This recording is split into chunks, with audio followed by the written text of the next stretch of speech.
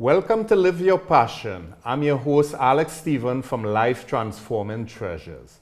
On Live Your Passion, our guests share their stories and challenges and how they embraced and overcame them. Hopefully, you could get some wisdoms from their stories to help you on your journey. I'm an author, a speaker, and a life transformation coach. Please go to my website and download your free copy of 7 Keys to Your Dream Lifestyle at alexstephen.com. Today, I have a special guest with me, Kit Pang. Kit, thanks for coming and tell us a little bit about yourself. Great, thank you so much, Alex, just for having me. My name is Kit Pang, and I am a speaker coach, a TEDx and keynote speaker, and the founder of Boston Speaks. I am on a mission to help individuals and entrepreneurs become exceptional speakers and communicators, because I always had a thought in my head when I was growing up. I always wanted to become a speaker, but something was holding me back. It was the fear of public speaking. It was my self-conscious belief that I have an accent, that I didn't know what to do. But today I'm proudly happy to say that I'm helping others, and I love public speaking. Yeah, and that's how we met at one of your workshops in Boston. So again, thanks for coming. And the name of the segment you wanted to use today is From Introvert to Extrovert. So that's an interesting story because a lot of us, the fear keeps us back, me included. And we lose so much time. Like, people say you squander the time, but it's all part of the learning, and you have to take that leap sometime, which you did. So let's talk a little bit about, you came from Hong Kong. Yes. One place I want to go. I've been to Singapore, but not Hong Kong yet. Tell us a little bit about your experience coming to the United States. The first thing, Alex, I said when I got here, my mom told me this, was, I don't think I'll like it here. Because it got dark so quickly. Yeah. My skin color was different from everyone else's, and I didn't know English that much. Right. So when I came here, I felt that I did not know how to belong. Earlier, I said I was shy, and whenever I would have to speak up, even at a young age, I felt like my English wasn't good enough. Right. I didn't know how to speak to others because everyone knows the community, everyone has the culture, they're talking about the same cartoons. Right. I didn't know what they were talking about. Yeah. So you were in a different place, have to make new friends, and you look different to some of the people probably in your school and things like that. So culture shock. Yeah. So you have an accent. I don't know if you noticed, I have one too. And I thought about that myself. I came as an adult to go to university, but I used to get compliments on my accent. But I still thought, if I had to speak, will people understand me? But I've been in corporate America for so long. I never had a client, CEO or otherwise, who never understood what I was saying. So you just had to have that confidence. And, I remember Les Brown, one of the questions I had for him, my speaker coach and mentor and friend, and he did the forward in our book, Courage in Our Hearts. I asked him, what he thinks about my accent. I want to be a speaker, I'm training. He started to laugh at me. He said, you have a lovely accent. It's so soothing. I wish you could talk to me before I go to sleep every night. You have such a nice. So those sort of things encourage me. And how did that make you feel, actually, when he said? Well, it made me felt, I could do this. Yeah. So things like that, you had to grab onto it, because we all have our little inferior things. Of course. Yeah. So what were some of the other challenges you had in school and in the culture? How old were you when you came? When I came, I was 6 years old. Okay. And actually the first school that I went to for a few years, everyone was African American and Latinos.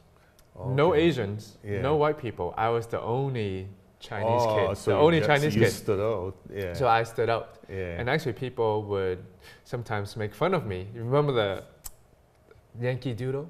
Yeah. Yep, that's what they would call me as my nickname. Oh, Because yeah. my first name is actually Yan, Yeah. Y-A-N, and Yeah. my middle name is Kit. Okay. So they would always make fun of me by Yeah. doing that. But, you know, eventually I would start making friends, but I would still feel hesitant if I were to speak in a crowd. You know, growing up, 7th grade, 8th grade, middle school, high school, I would not raise my hands.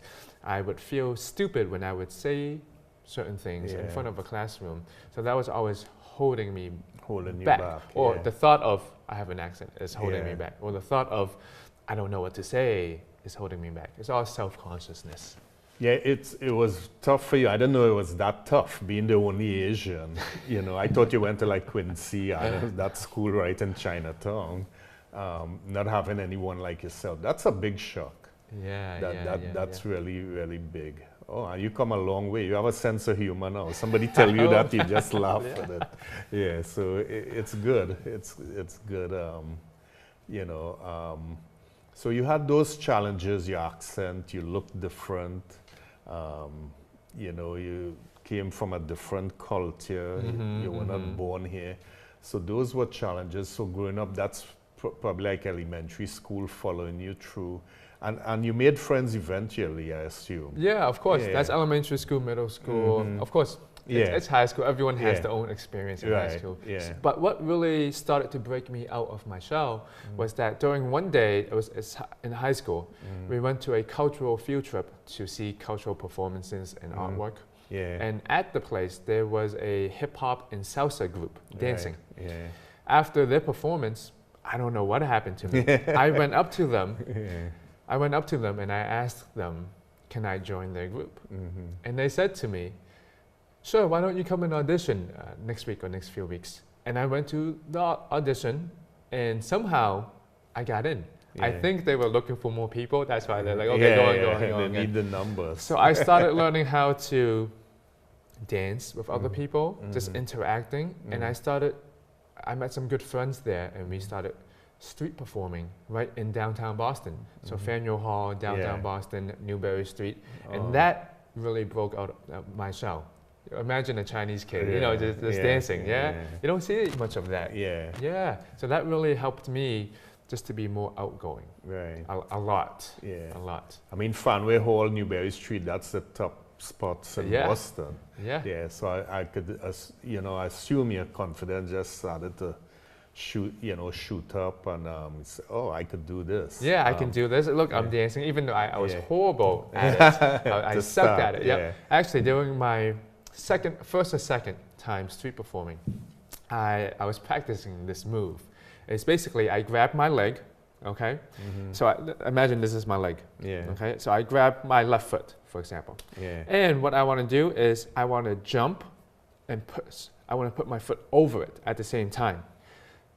And when I was doing this move, I was trying to jump and put my leg over it. So imagine my leg is here. What I want to do is I want to grab my hand, grab my foot, and I want to jump and put my foot over. But when I was doing this on the streets, my foot didn't make it over. I got stuck halfway and I landed right on my foot. And I felt so embarrassing. But after that, I said, I can only learn from that. How can I be better? How can I entertain people more? How can I work on my skills? So it's all a mindset. Yeah, it's all a mindset. And you know, once you have that goal and you're persistent and you make that commitment, things happen. You know? Like we were talking earlier, success is 80% showing up. You there. Oh you yeah, know, Woody Allen said that. And I believe that. You know, if you stay home and just feel sorry for yourself, you're not going to make any movement, no progress. So it got you closer to your goal. So what was, I know you were teaching dancing, right? Yes, I started to teach hip-hop dancing in studios and around different places. I even went to Lithuania and France to teach. And I've been in one documentary, movie, some commercials. So I've made a lot of friends teaching. And again, I always say that broke me out of my shell. It's because, like you said, 80% is how you show up. I'm not saying, I wanted to name the session from Introvert to Extrovert. Because it's not a bad thing being an introvert. It's not a good thing being an extrovert. It's neither good or bad. Yeah. I'm just saying it's a different kind of mindset. Because as an introvert, I would not go up to people and say hi. Now I would go up to networking events. I would not be shy doing things with my body. I'm not that self-conscious anymore. Right. But as an extrovert, I would take in all the thoughts and think in naturally. You see, extroverts are people who like to think out loud. I think I'm moving on to that path of sometimes I like to say things and maybe it clicks when I'm talking out loud. Introverts, they like to take it in sometimes. I'm not saying, either one of them is good or have to bad. be like this, Yeah. but it's just a different mindset. Yeah, and I think there's a balance. You got to know Yeah. when to be silent and when to speak up. And then, everybody's born with a different personality.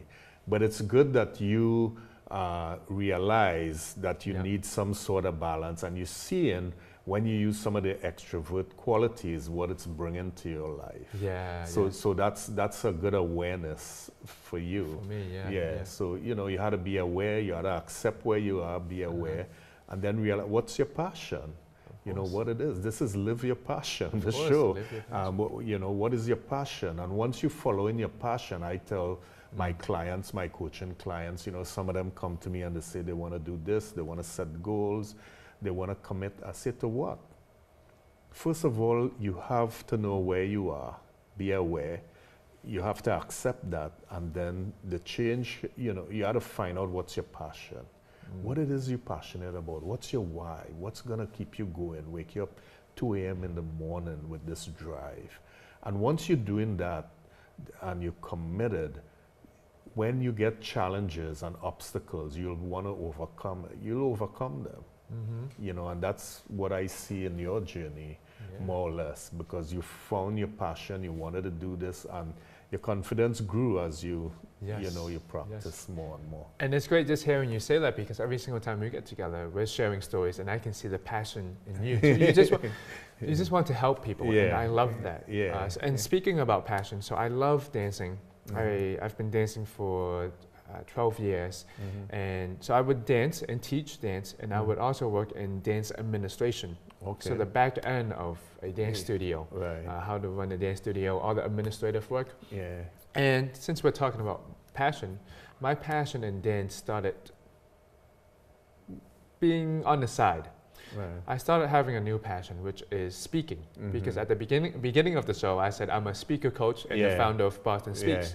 I'm not a dance instructor anymore, because last year I wanted to become a speaker. It was always in the back of my mind, and because every single time I would see people on stage, I would say to myself, how are they doing that?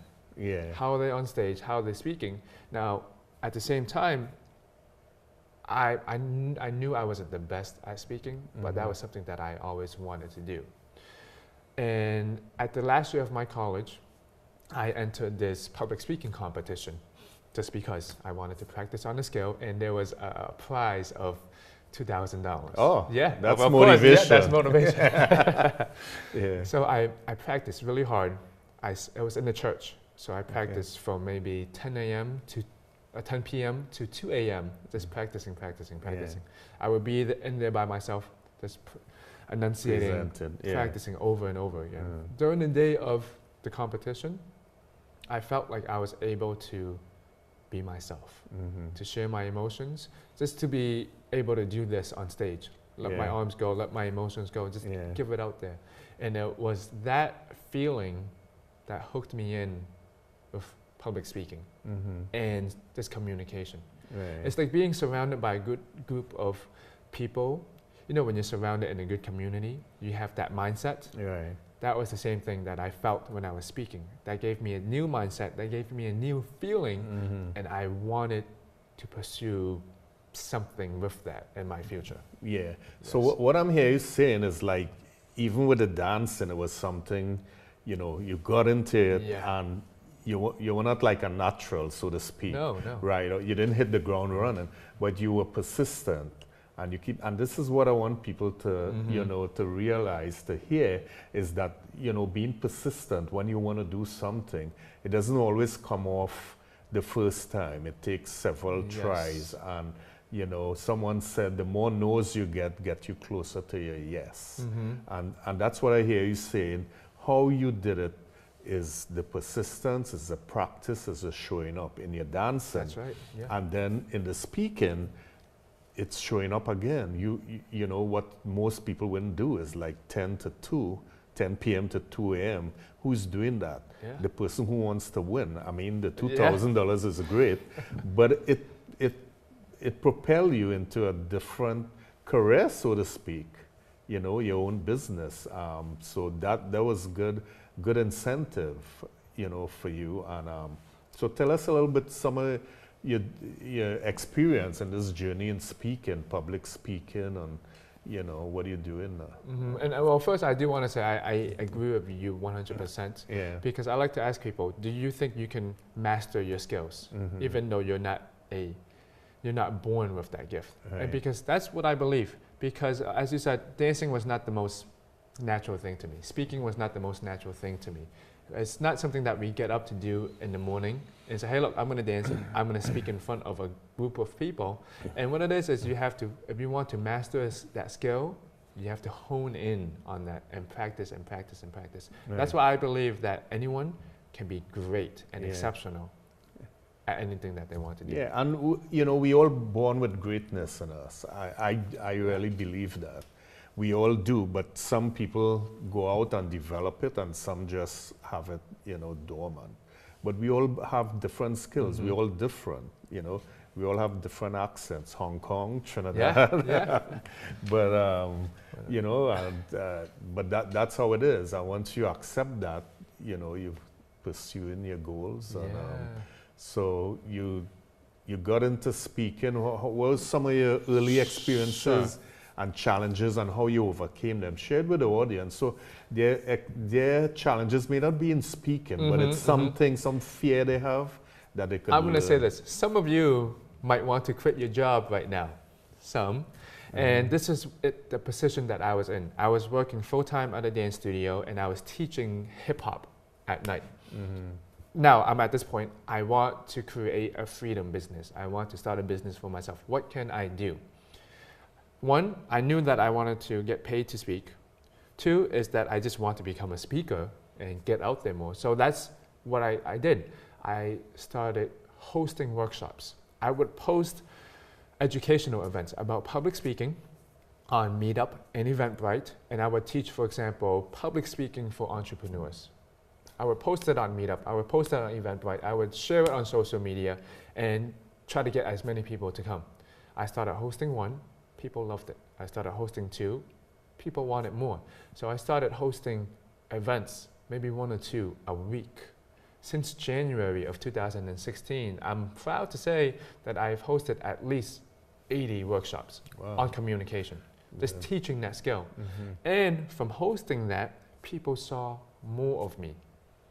People kept on coming back from meetup to meetup to meetup. There are some people that, I hate to say this, I don't even know their names. But I see them all the time. I know their faces, but I don't know their names.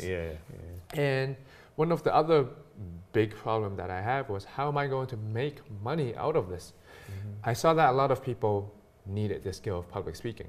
Now, the next thing was, I need to offer. If I have this great service, I can teach people how to speak. Or if you have a great service, people might be looking for that. Because have you ever heard of this saying? If you are a 5th grader, you will be an expert to the 3rd grader. Exactly. Yep. And that was one of my limiting beliefs too. I thought that I have to be this big guru, this public speaking guy to be able to teach a lot of people. But a lot of people don't research that skill, right? And if I've been hosting all these workshops and if people love it, why can't I teach public speaking? So I started charging for my 4-week courses. So right now I'm teaching courses on how to master public speaking, the technical side of speaking, and also how to get paid and booked to speak, because that was one of the journeys that I wanted to take too. And I'm happy to say that I've given a talk on TEDx. I've been invited to speak at Inbound, which is a big marketing conference. Last week, I spoke at the CIO Summit, chief information officers. So there were all these technical leaders, Yeah. and I was teaching them public speaking skills, Wow. and they loved it. Yeah. They loved it. Yeah. Yeah. So that's good. So now you're at a point where you're giving back. Giving I hear back. you. I know you Yes. give free workshops. You're charging for Yes. some, but you started giving back and trying to help people who were in the same position that Yeah. you were in. So you know that's a great thing. And that's how you get the exposure. Yes. Not everyone could charge from the beginning.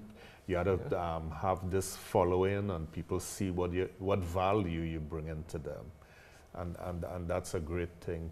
So you have any with the people that you train in so far? You have any success stories of people who broke out of the shell, so to speak? I would say yes. I have trained many people from neurologists, scientists, to life coaches, and to entrepreneurs. There's this one woman named Rita, who is my good friend now. She's also Asian, and she felt that her accent was holding her back, and she felt that public speaking is not one of her thing. Now, after my courses, she's a little bit more confident. She feels when she's speaking in front of others. Yeah. She's the owner of Boston Bon Bon. She makes macarons. Yeah. And she just recently got accepted to speak at the Massachusetts Conference for Women. Oh, nice. Before, she didn't know what to do. She didn't know what to do. Now she's teaching Yeah. others Yeah. in a big conference. Yeah, so Yes.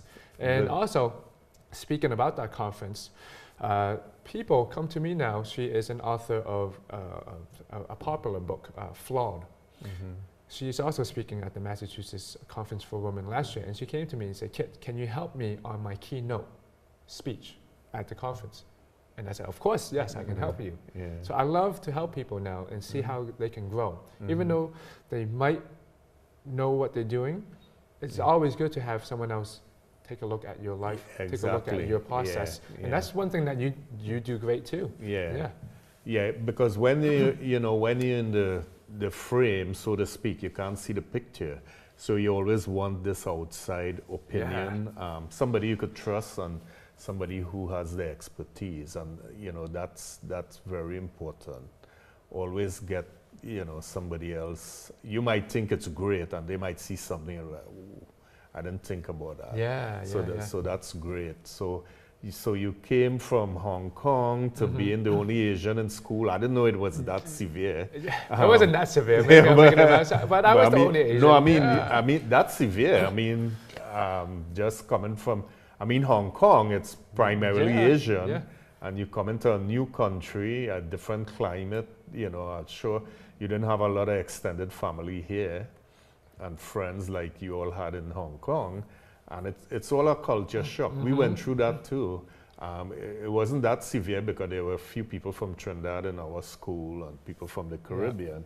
So we sort of assimilated. But it is. But once you have your eye on the goal, it's all secondary. I mean, you were young, 6 years, so it took some time. But where you are now, that's what people are looking at is, in terms of your stories, the challenges you went through.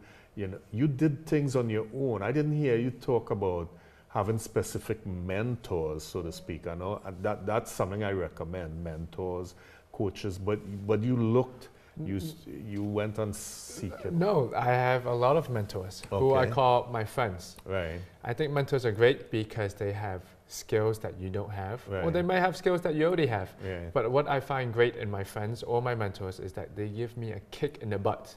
Yeah. Look, we have all the information we need on Google. We have all the steps we need on YouTube. Yeah. Sometimes we just don't do Don't it because do we're it, on yeah. Facebook all of the Yeah, time. yeah. But you need a mentor to say, "Hey, get off your butt, Yeah. do this," or just to give you the next step, or Right. just to give you inspiration. That's what I think really. And the thing with the mentor is that they hold you accountable. And I think that's what we need. We get sidetracked. There's so many things going on, and you get sidetracked and you don't come back. And that's the thing. If you're talking to someone on a consistent basis, they keep you on track. Yeah. And mentors, it could be a paid mentor, like Kit said, it could be a friend. Growing up, I didn't know the word mentor, but I was never afraid to go and ask people for help. And I realized when you ask people for help, they're always willing to help you. There's no one you're going to go to and ask for advice and they're going to say no. I used to go, and I got out for my mom. She's like, why you don't go and ask this? In the village we grew up, and I'll say, what about this when you pass your exam? You know, from a young age, I can remember 10, I wanted to go to university. And it took me some time. You know, I got married, had 2 kids. My wife and I came to university in the United States, but that dream, that goal never left me. You know, although things didn't happen the textbook way, I say, you know, like you go from high school to university, college. That didn't happen in our case. We worked for a few years, started a family, and then we came to the United States. So it doesn't have to be like everybody else. Once you have that goal and that commitment, you know, you could achieve it. Everything doesn't happen the same timeline for everybody. So people have to realize that. Don't be hard on yourself. Don't get frustrated. Just pick up the pieces. Like Kit said, talk to your friends, trusted friends, people who know more than you. Like he used a good analogy, 5th grade could teach 3rd grade. And that's one of the things I had to talk about my granddaughter in Montessori school. I love it. She's in what they call lower L. So they have 1st, 2nd, and 3rd grade. So she's like a senior. She's 3rd grade. And they work and interact with the 1st graders and 2nd graders. And they did that for her when she was in 1st grade. And, you know, we had to take that concept and use it in our daily lives and businesses too. I think, Alex, everyone has their own journey. And I just want to share with you one great tidbit that my mentor shared with me. He asked me, why do people fail? Why do people fail? And he gave me 4 reasons. 1, why do people fail is because they have no consistency. For example, if you want to learn how to play the guitar, you cannot just play it once a week or, I mean, once a month. You have to play it on a weekly basis, probably, right? So you need consistency. A second reason why people fail is because they have no system. If you have the guitar, but if you don't have the YouTube channel on how to teach you how to play the guitar, you don't have a book on how to play the guitar, you can learn it, but it's probably going to take you a long time. Yes. And another reason why people fail is because they have no accountability.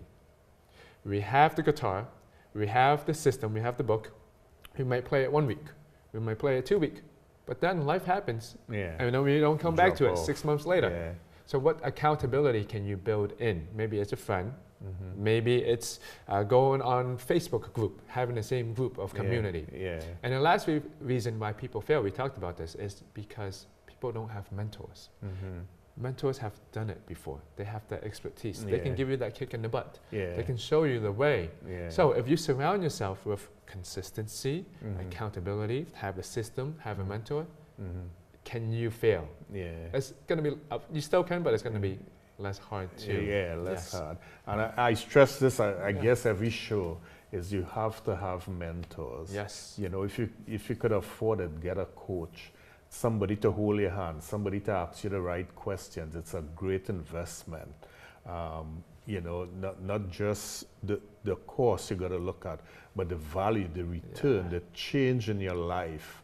You know, that's going to be a total change in the trajectory of your life once you get the right coach, right mentor, and just keep it going. It doesn't have to be, you know, that official. Like you said, it could be friends, people who traveled that path before that journey, and they could tell you. So you know, so here you talking about where you came from and all the things you went through, what you achieved, where you are now. It's pretty great story.